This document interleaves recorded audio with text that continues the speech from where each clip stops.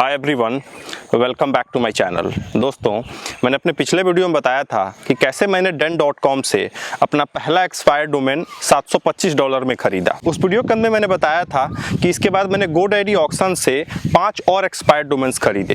तो आज के इस वीडियो में मैं इसी के बारे में बताऊंगा कि मैंने कैसे GoDaddy ऑक्शन से 5 एक्सपायर्ड डोमेन्स खरीदे। तो अगर आप एक ब्लॉगर हैं और एक्सपायर्ड डोमेन्स के बारे में ज़्यादा जानना चाहते हैं तो इस वीडियो को अंत तक देखते रहिए।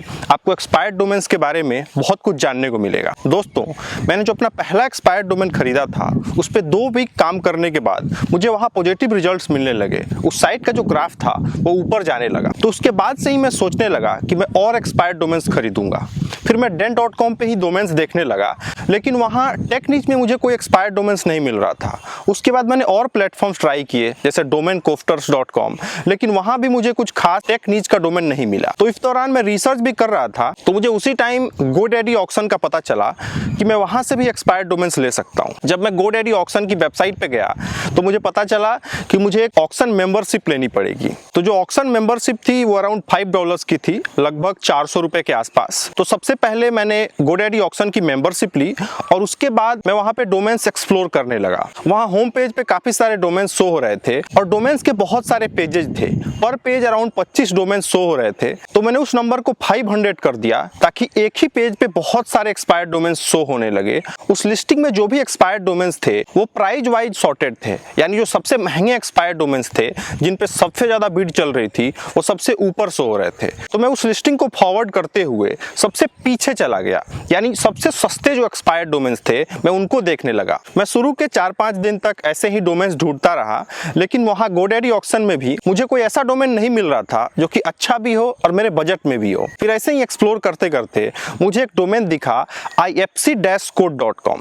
आप सभी जानते हैं कि हमें बैंक ट्रांसफर करना होता है तो उसके लिए IFSC कोड की नीड पड़ती है और इंटरनेट पे बहुत सारे IFSC कोड फाइंडर्स हैं जो कि अलग अलग बैंक्स के IFSC कोड्स बताते हैं। मैंने वैसी वेबसाइट देख रखी थी तो मुझे वो डोमेन काफी अच्छा लगा। वो एक एग्जैक्ट मैच डोमेन था जैसे ifc-code.com, बस एक एक्स्ट्रा उसमें डैश ही आ रहा था। तो उस टाइम मेरा जो गोल था वो टेक नीच का डोमेन ढूंढने का था, लेकिन एक अच्छा डोमेन मिल रहा था तो मैंने सोचा कि चलो इसको ले लेता हूँ।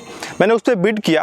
पहला बिड जो था वो $10 का था। उसके बाद और बिडर्स आए उस पे और बिड चलती रही और धीरे धीरे मैंने अपना बिड इंक्रीज करके $100 तक कर दिया और $100 पे मैंने उस डोमेन को खरीद लिया। तो इस तरह से GoDaddy ऑक्शन से मैंने अपना पहला एक्सपायर्ड डोमेन खरीद लिया था। एज यूजुअल लगभग 2 वीक लगे उस डोमेन को मेरे GoDaddy अकाउंट में आने में और इस बीच में और एक्सपायर्ड डोमेन ढूंढता रहा, टेक नीच के डोमेन्स देख रहा था मैं। फिर ऐसे ही थोड़े टाइम बाद मुझे एक डोमेन मिला। उसका जो DA था, DR था, वो अराउंड 40 के आसपास था और उसको बड़ी बड़ी साइट से बैकलिंक मिली हुई थी जैसे Android headlines, GSM arena, BBC, Bloomberg, TechCrunch, how stuff works, ऐसी साइट से उसको लिंक मिला हुआ था। तो मैं उस डोमेन पे बिड करने लगा। मैंने उस डोमेन की भी जो बिडिंग थी वो $10 से स्टार्ट किया और जिस दिन उस डोमेन का ऑक्शन एंड हो रहा था उस टाइम तक मैं उस पे बिड $870 लेके चला गया। हालांकि वो डोमेन मुझे एक्सपेंसिव लग रहा था, लेकिन सामने से जो बिडर था वो मुझे आउटबिड किए जा रहा था और वो मुझे डोमेन अच्छा लगा था। तो मैं अपना बिड इंक्रीज करते करते $870 तक लेके चला गया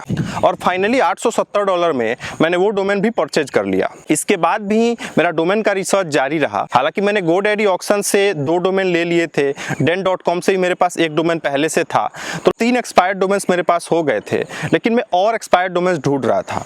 फिर ऐसे ही ढूंढते ढूंढते एक दिन मुझे एक डोमेन मिला जिसको विंडोज नीच में काफी सारे बैकलिंक्स मिले हुए थे। उसको windows.com से, windowscentral.com से, mspoweruser.com से, ऐसी बड़ी बड़ी विंडोज साइट से बहुत सारे बैकलिंक्स मिले हुए थे। उस डोमेन पे विंडोज फोन डेवलपमेंट की एक वेबसाइट हुआ करती थी जिसपे बहुत सारे डेवलपर्स कुछ प्रोडक्ट्स बना के डालते थे। उस पे विंडोज फोन रिलेटेड न्यूज भी आते थे। तो एक अच्छा टेक नीच का डोमेन था। उसका जो DA DR था वो भी 40+ था। तो मुझे लगा कि ये डोमेन मुझे लेना चाहिए और उसका जो नाम था वो भी काफी ब्रांडेबल था। साथ ही साथ जो डोमेन का एज था वो भी 10+ ईयर्स का था। तो मैंने उस डोमेन पे अपना बिड लगा दिया। जो पहला बिड था वो लगभग $10 का था। उसके बाद और बहुत सारे बिडर्स आए जो कि मुझे आउटबिड करते रहे। जिस दिन उस डोमेन का ऑक्शन एंड होने वाला था उसकी प्राइस अराउंड $500 थी और ऑक्शन इंडियन टाइम के हिसाब से लगभग 2 बजे रात को एंड होने वाला था। तो मैं उस रात जगा रहा और जब फाइनल 5 मिनट्स थे तो मैं उस पर बिड करने लगा। मैं अब तक इतने सारे डोमेन पे बिड कर चुका था तो मुझे अब बेहतर आइडिया हो गया था कि मैं कैसे बिड करूंगा तो मुझे एक अच्छे प्राइस पे एक्सपायर्ड डोमेन्स मिल जाएगा। तो फिर लास्ट के 5 मिनट्स में मैं बिड करने लगा। किसी किसी ने पहले से उस डोमेन पे एक बिड लगा रखी थी, मैं कुछ भी प्राइस इंटर कर रहा था वो ऑटोमेटिकली आउटबिड हो जा रहा था। तो मैं भी अपना बिड लगाते जा रहा था और फाइनली $810 में मैं उस पे हाईएस्ट बिडर हो गया। अब क्योंकि लास्ट के 5 मिनट्स बचे थे तो जो सामने वाला बिडर था उसने कोई और बिड नहीं लगाया और मैंने $810 में वो डोमेन भी बाई कर लिया। अब मेरे पास एनफ डोमेन्स हो चुके थे। मैंने den.com से एक डोमेन लिया ही था और GoDaddy ऑक्शन से भी 3 डोमेन्स ले लिए थे, तो टोटल 4 एक्सपायर्ड डोमेन्स हो गए थे जो कि काफ़ी थे अलग अलग प्रोजेक्ट्स बनाने के लिए। लेकिन मैं इतने दिन से GoDaddy ऑक्शन में ब्राउज कर रहा था तो मैं उसे इंजॉय करने लगा था। मुझे अलग अलग एक्सपायर्ड डोमेन्स देखना, उस पर बिड लगाना काफ़ी अच्छा लग रहा था। तो इतने डोमेन्स लेने के बाद भी मैं GoDaddy ऑक्शन को एक्सप्लोर करता रहा और ऐसे ही बिना मतलब के बिड्स लगा दिया करता था, जो कि मुझे नहीं करना चाहिए था। फिर ऐसे ही मुझे एक दिन एक लिनक्स रिलेटेड डोमेन मिला। मैंने देखा तो उसका जो DADR था वो 30+ था, साथ ही साथ उस पर अच्छे बैकलिंक्स भी मिले हुए थे। तो मैंने उस डोमेन पे बिड कर दिया। जो बिड थी वो अराउंड $200 की थी और मुझे किसी ने एक बार आउट बिड किया और उसके बाद मैं फिर बिड करता रहा और $235 में मुझे वो डोमेन मिल गया। मुझे ये लग रहा था कि मुझे काफ़ी सस्ते में एक्सपायर्ड डोमेन मिल गया है, लेकिन ऐसा बिल्कुल नहीं था। लगभग 10 दिनों के बाद जब वो डोमेन मेरे GoDaddy अकाउंट में आया और उस पर मैंने वेबसाइट लाइव करी और उसको मैंने सर्च कंसोल में ऐड किया तो उस पर गूगल की मैनुअल पेनल्टी लगी हुई थी। तो उस डोमेन में मुझे लॉस हो गया। जब उसके पहले ही मैंने 3 डोमेन्स ऑलरेडी खरीद लिए थे तो मुझे GoDaddy ऑक्शन से एग्जिट कर लेना चाहिए था, लेकिन मैं लगातार बिड कर रहा था जिसके कारण मुझे ये लॉस हो गया। ये $235 वाला जो डोमेन था लिनक्स रिलेटेड, उसे आने में 10 दिन लगे, लेकिन उसके बीच में मैं और बहुत सारे डोमेन्स पे बिड करता रहा। एक दिन मैं एक डोमेन देख रहा था mygetnow.com। वो डोमेन लगभग 10 साल पुराना था और उस पर कुछ आर्टिकल्स भी थे, वो वेबसाइट भी लाइव थी उस टाइम तक, लेकिन उसका जो ऑनर था वो ऑक्शन में उसको डाले हुए था। तो मैंने उस पर $35 की बिड करी। उस टाइम उसकी बिड वहीं चल रही थी। मैंने सोचा कि मुझे कोई आउटबिड कर देगा, लेकिन मेरा बैड लक, किसी ने मुझे आउटबिड नहीं किया। उसी दिन रात को उस डोमेन का ऑक्शन एंड हो रहा था और मुझे वो डोमेन मिल गया और मुझे $35 दे के वो डोमेन लेना पड़ गया, क्योंकि मैंने बिड किया था और अगर वो डोमेन मैं नहीं लेता तो मेरा GoDaddy ऑक्शन अकाउंट बंद हो जाता। तो इस तरह से मैंने एक एक करके GoDaddy ऑक्शन से 5 डोमेन्स खरीद लिए। एक IFC कोड रिलेटेड डोमेन था, 2 टेक रिलेटेड डोमेन थे, एक लिनक्स रिलेटेड डोमेन था और एक mygetnow.com जो कि मैंने $35 में लिया। अब इतना हो जाने के बाद भी मुझे GoDaddy ऑक्शन से बाहर आ जाना चाहिए था, लेकिन मैं फिर भी वहां रुका रहा।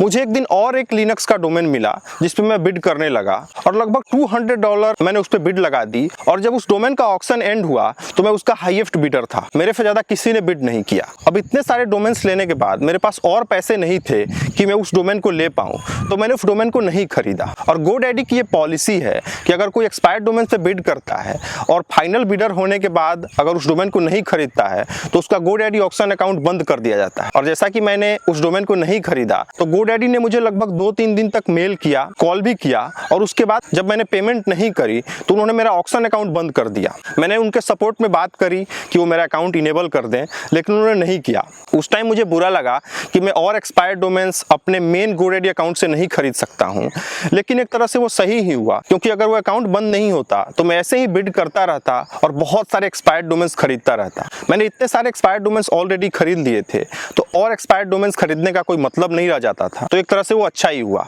तो यही मेरा एक्सपीरियंस था GoDaddy ऑक्शन से 5 एक्सपायर्ड डोमेन्स खरीदने का। तो आगे आने वाली वीडियोज में मैं ये बताऊंगा कि मैंने उन अलग अलग डोमेन्स पे कैसे काम किया, उनमें से किस डोमेन पे कैसा प्रोजेक्ट स्टार्ट किया और उन प्रोजेक्ट की क्या प्रोग्रेस रही, ताकि आप सभी को भी ये आइडिया लगे कि एक्सपायर्ड डोमेन से प्रोजेक्ट बनाने पे कैसा रिजल्ट मिलता है। तो अगर आप वो सब वीडियोज देखने में इंटरेस्टेड हैं तो मेरे चैनल को सब्सक्राइब कर लीजिए और बेल आइकन को भी दबा लीजिए, ताकि मैं जैसे ही वो वीडियोज अपलोड करूं आपको उसकी नोटिफिकेशन मिल जाए।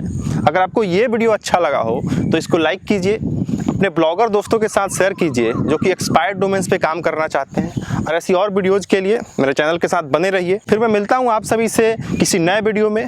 तब तक के लिए बाय।